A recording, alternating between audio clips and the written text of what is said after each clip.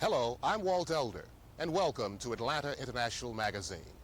When one thinks of the struggle in South Africa, we automatically think of Bishop Desmond Tutu, that famous Nobel Peace Prize winner and one of that country's major drummers for justice.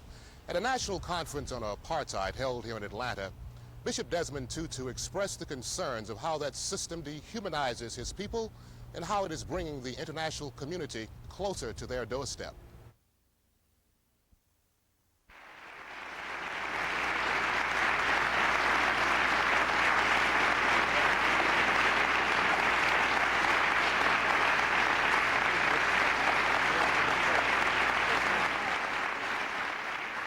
Afternoon. It's a very, very great honor and a very great privilege to have been asked to speak here today on a tremendous occasion, an auspicious occasion when we will be celebrating one of God's greatest advertisements, Martin Luther King Jr.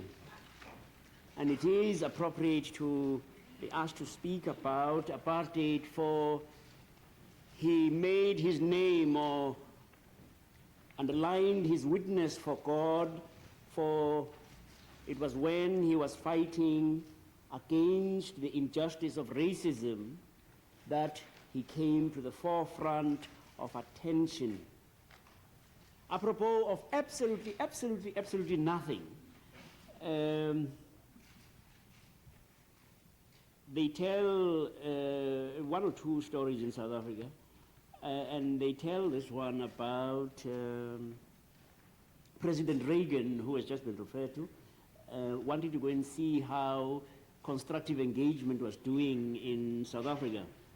And he flew over in a helicopter, and as he flew over South Africa, he flew over one of our rivers, and looking down, he saw a sight that warmed the cockles of his heart. I don't know what cockles are, but his were warm. Because down there he saw P.W. Botha and Bert Botha, the foreign minister, on a boat, appearing to pull me on water skis. And he said he'd like to see this at closer quarters. So he landed on the boat and shook the hands of the two Bothas very, very warmly and said, "This is splendid. This justifies constructive engagement, no end." And he got onto his helicopter and left. And P.W. Botha then turned to Bert Botha and said, "He's a nice man, the president, isn't he? But he doesn't know very much about crocodile hunting."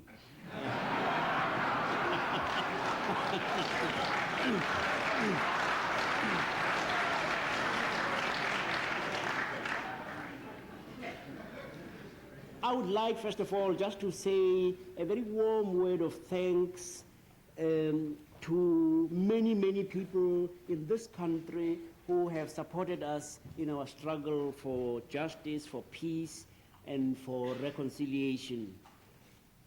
I won't name any because it'll be invidious, but you know yourselves, Trans-Africa, oh, I said I wasn't going to name any, but you know all these organizations and all the wonderful people, especially students, who have helped to change the moral climate in this land so wonderfully that now it is possible for what seemed inconceivable in 1984 to have happened in 1985, that Congress, the US Congress, should have been debating not whether sanctions, but what sanctions to apply against South Africa, and to force the hand of the president of this country, who had said, because I mean, we don't always follow all the logic in these things that happen,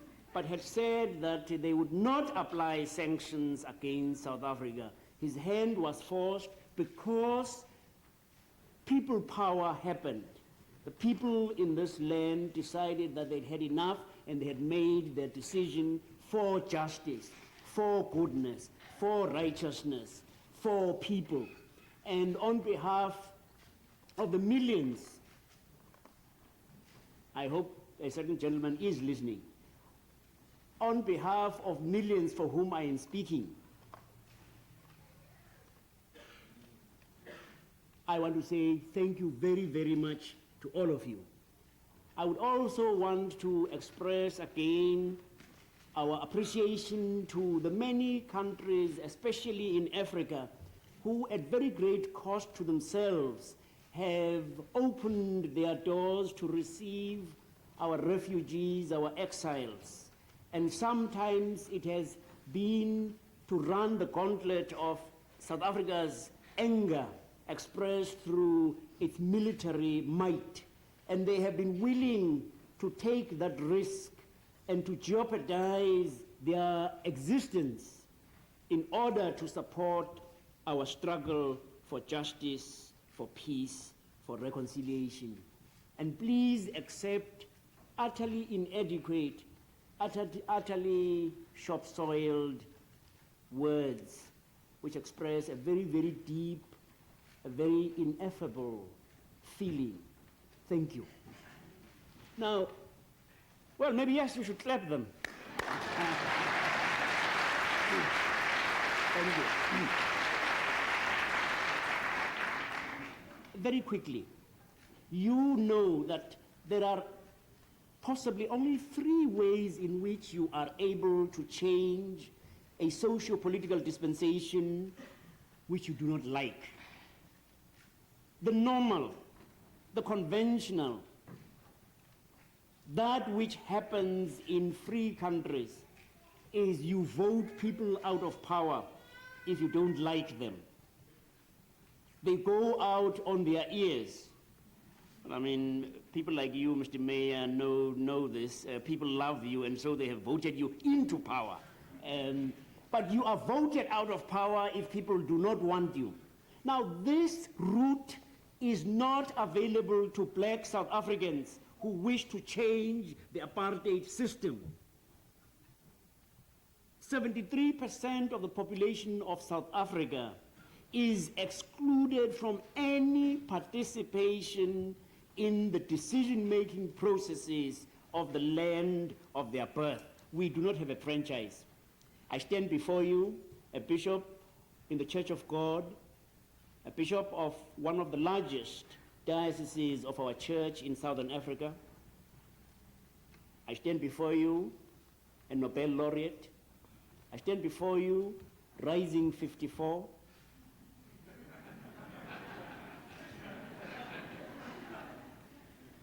In the land of my birth, I do not vote. An 18-year-old, because he or she is white, or more recently so-called colored or Indian, can vote. So that route is excluded to us. And the South African government, in order to pursue its policies of exclusion, has taken on the policy of Bantustanization, splitting up our country into various Bantustan homelands with a spurious independence recognized only by South Africa and her satellites. And for this purpose, black South Africans are being denationalized, turned into aliens in the land of their birth. That is a violence which is done to a people. An alien cannot claim rights, least of all political rights. And until recently, when the South African government refused to give me a South African passport and they made me travel on a travel document, you know that I have told the story. Quite seriously, in that document, in the area set aside for my nationality, describing my nationality. Now, you look at me. I am as South African as our golden sunshine, as our Kruger Rand. In that document, my nationality was described as undeterminable at present. I think that that is the first response, because it is so utterly ridiculous.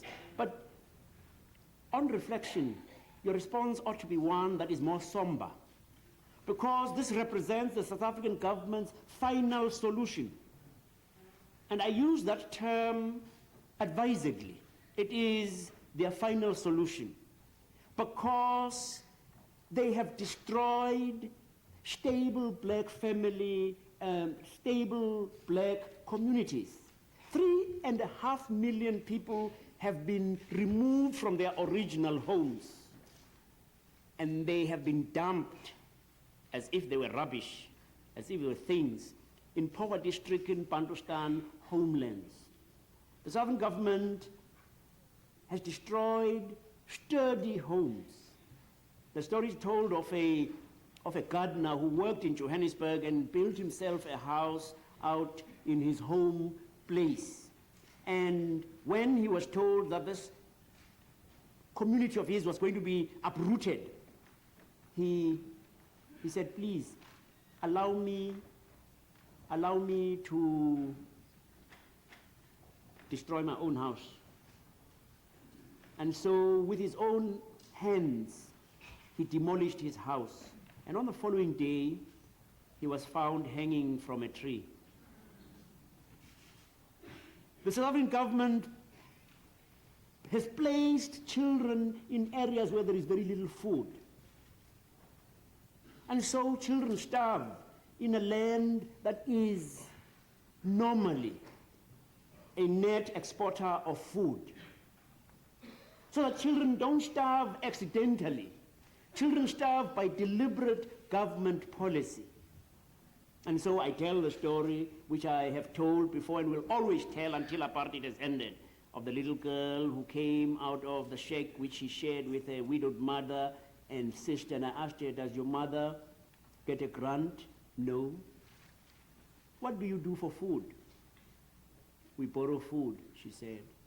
And you looked around the camp and you wondered where anyone could borrow food. Have you ever returned any of the food you borrowed? No. What do you do when you can't borrow food? We drink water to fill our stomachs. That is violence. That is terrorism. That children should die of starvation, of kwashiorkor, in a land that exports food. And the father is expected to leave his family in that Bantustan resettlement camp, eking out a miserable existence, whilst he, if he's lucky, goes and works in the white man's town and lives in a single-sex hostel for 11 months of the year. So black family life is being undermined, destroyed, not accidentally, but by deliberate government policy through the policy of migratory labor. This is the country, my dear friends, which others say is the last bastion against communism. It is the only country in the world that I know where it is a crime for a man to sleep with his wife if he is a migrant worker and she should want to join him in town. It is the only country in the world where it is a crime for a national to look for work if his pass is not in order. And so that route is not available to us in South Africa to overturn the system by voting the people out of power. The other is to overthrow the system violently. Now our people have said, we don't want to do this. Now let me tell you, when people discuss violence in South Africa, almost always the assumption is that we're talking about a virgin area, virgin, devoid of violence. That violence is something that is going to be introduced de novo from outside by those they call terrorists. Now let me remind you, if you do need reminding, that when the African National Congress was founded, it was founded in 1912. It espoused non-violent methods to change the system in South Africa. It used conventional non-violent methods, demonstrations, petitions. We even had a passive resistance campaign. And as a tribute to the commitment of the ANC to non-violence, one of its Presidents General, Albert Luthuli, won the Nobel Peace Prize. Only 2 South Africans have won the Nobel Peace Prize, and both of them are black. A demonstration, if anyone needed it, that our people have been committed to peaceful change. Our people are peaceful to a fault. You know that when our people demonstrated peacefully against the past laws, which make it impossible for a black person to move freely in the land of his birth, of her birth, when they protested peacefully in 1960, on March the 21st, you know what happened. 69 of our people were massacred by the authorities at Sharpeville. Most of them were shot in the back, running away. And our political organizations, the ANC, the PAC, were banned. And so these organizations said, what else have we got? What else have we got apart from opting for the armed struggle? Can you or somebody please explain to me, why is it that when Germans and French oppose Nazism and they are part of the resistance movement, they are lauded to the skies? Can someone explain to me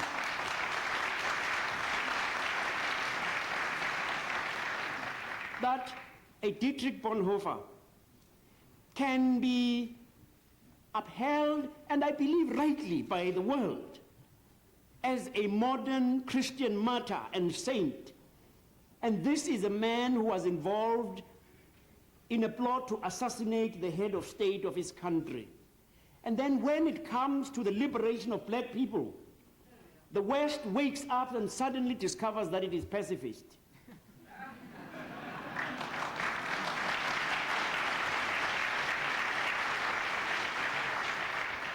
Can anyone tell me why it is that when you are a Contra, you can have the support of the leader of the free Western world, and you are a freedom fighter?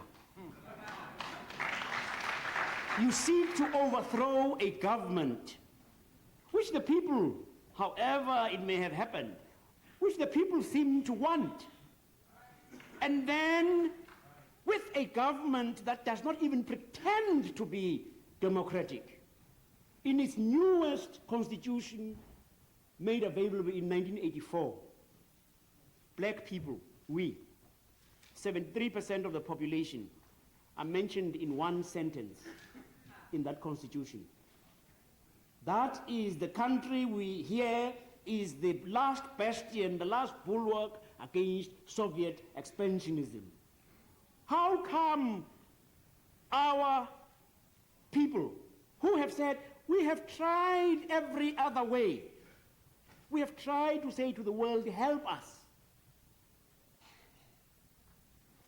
get rid of this scourge? Our people are called terrorists.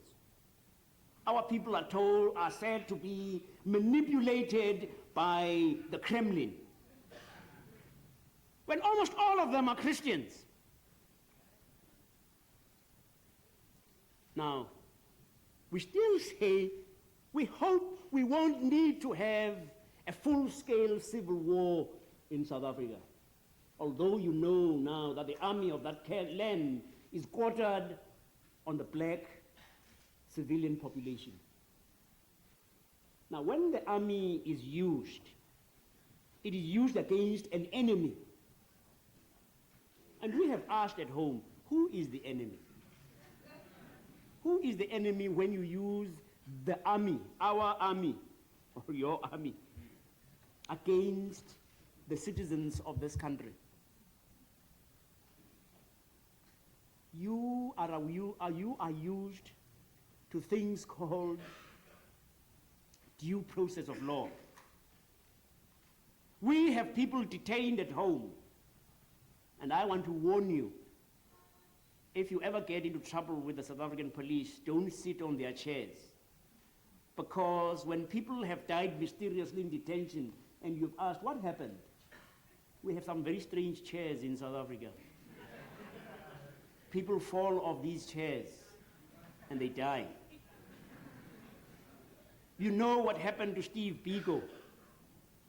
They bashed his brains out, and when he was comatose,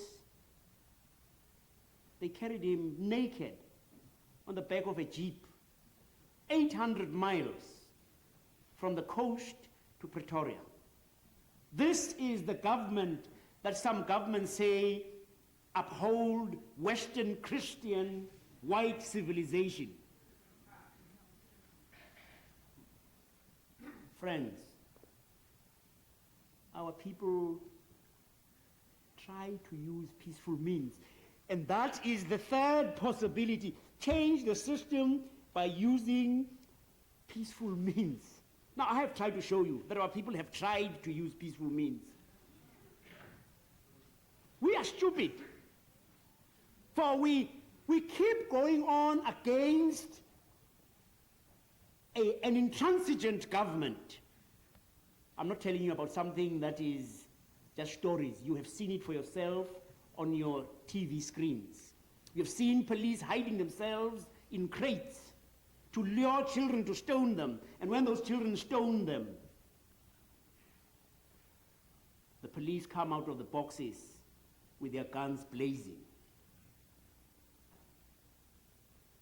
Recently, a 4-year-old was killed with a rubber bullet. This child was playing in front of her home.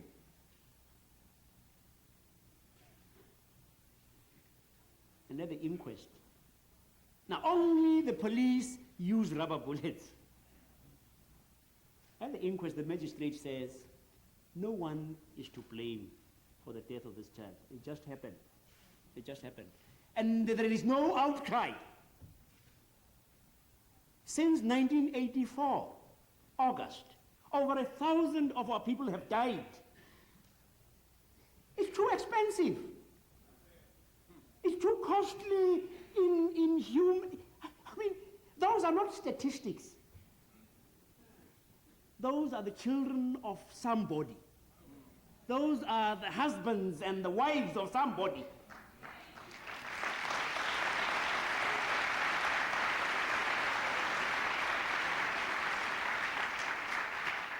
And we still want to use peaceful means. We want demonstrations, peaceful demonstrations. Alan Busak tries to lead a peaceful demonstration to Paulsmoor prison, to go and tell Nelson, the people want you.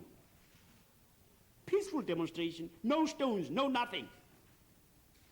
Before he can lead that demonstration, he's taken into detention, and they find excuses for laying charges against him.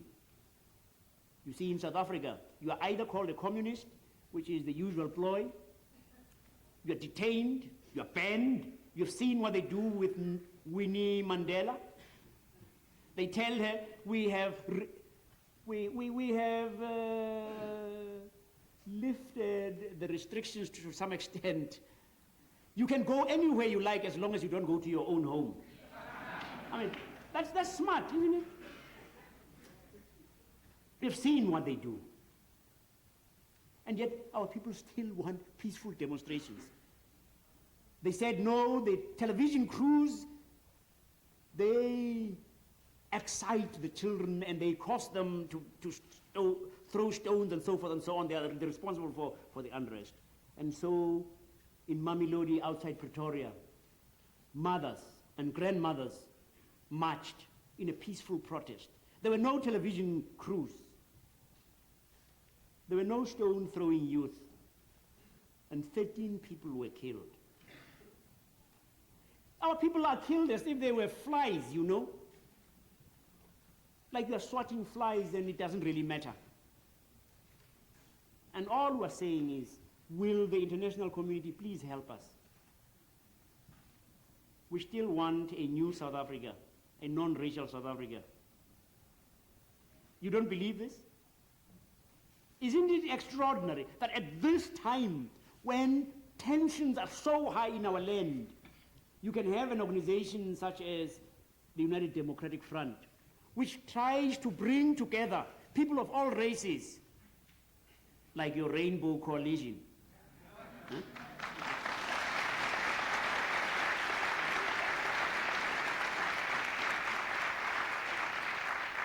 But an even more remarkable thing, a white woman dies and she's to be buried. Because she was striving for justice, our people say she is a person. And at her funeral, 20,000 people turn up, and 90% of those are black. That is a miracle in our land. Except that that is how our people are. In our languages, we say a person is a person through other persons. We say to you, help us. Help us. Help us change the moral climate in the world, in this country, so that it will become totally impossible for your government or any other government to want to collaborate with the perpetrators of apartheid. Help us. Help us so that they can put pressure, political pressure, diplomatic pressure, but above all, economic pressure. I have said if by the end of March, the South African government has not made significant changes in apartheid, and this will be the first act of civil disobedience, to start a campaign in our country of civil disobedience. I will call for punitive sanctions against South Africa. Unjust laws, so said St. Augustine of Hippo, are not laws at all. They don't oblige obedience.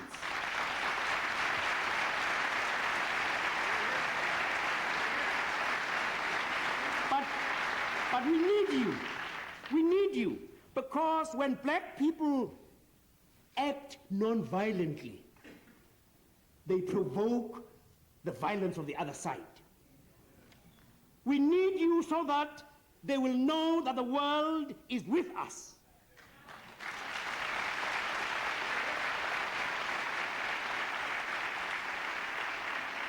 We need you so that your government or any other government will not protect the South African government against the consequences of its state terrorism. That your country and other countries will not exercise their veto on behalf of the South African government. For goodness sake, when are you going to listen to the victims of apartheid? When are you going to hear us say to you, yes, we believe things are changing? When are you going to hear us when we say all we want is what white people want for themselves? All we want is to be recognized for who we are, human beings created in the image of God. All we want is that all of us must be free, because we know it is impossible, utterly impossible, for anyone to be truly free until all of us are free. Help! Help! Help! Thank you.